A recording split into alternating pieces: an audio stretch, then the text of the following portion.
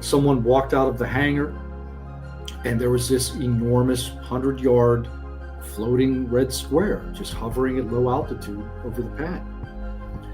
This guy just looks up in disbelief. He observes it for a bit of time. Then he calls his two coworkers out. They all view it for an extended period of time, and then they called it in. They called the range control. That's a command center that oversees all the various launch facilities, and they conducted an investigation. They tried to find out if it was a weather balloon, anything on radar, and on and on.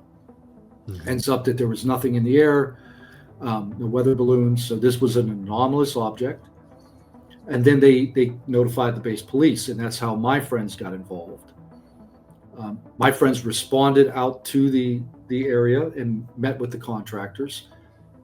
During that time frame, the object had floated onto the base, and they lost sight of it as it went over a hill. You've got this phenomenon that we seem to have absolutely no control over, and that's in the historical record, right? So the Air Force, they can't stop these incursions. Mm-hmm. Maybe they can't even detect when they're going to occur, so they can't even let people like me know, hey, there's a UFO inbound. Take precautions if there are any we can take. Right. So that's part of it. Like, I don't think we're in control of our skies. There's definitely some kind of interest by these objects in our technology, because these objects were flying right up to the launch pad, right up to it. And, that can't be random. So the pad... Quite a daytime display of presence, and it almost makes me wonder if there's an intentional form of signaling going on. Is it a show of presence or a show of force? What would we infer about its intentions based on that behavior?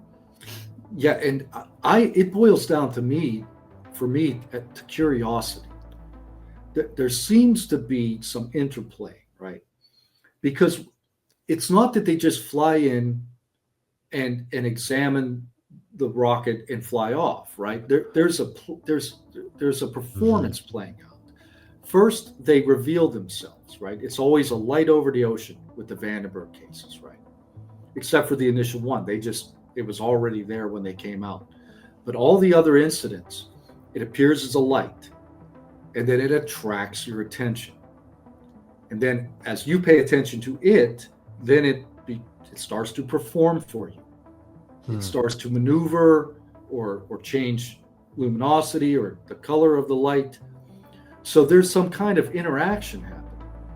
Yeah. That it notices that you have finally noticed it. It performs to make sure that you understand it's anomalous, and then they come in. And then they examine the rocket or the pad or the people or whatever. The Air Force is completely silent on this topic. They should be at the forefront of the topic. They are in control of our airspace, right? Right. I was sent messages that we know you're getting ready to testify. We're watching you. And they were letting me know that I was being watched. There was threats coming in to me and my family, leading up to the hearing, a month or two prior.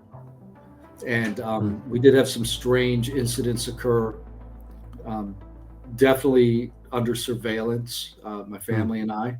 In your view, what is the single biggest obstacle today, December 2025, to getting this into the public and getting mainstream society to consider this as a reality?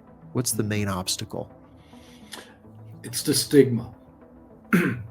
We have been taught, we've been trained, we've been encouraged to not look up, to write things off, to not believe what we see, not believe what we hear, to second guess ourselves, to turn away from spiritual practices and look at measurements and weights, right?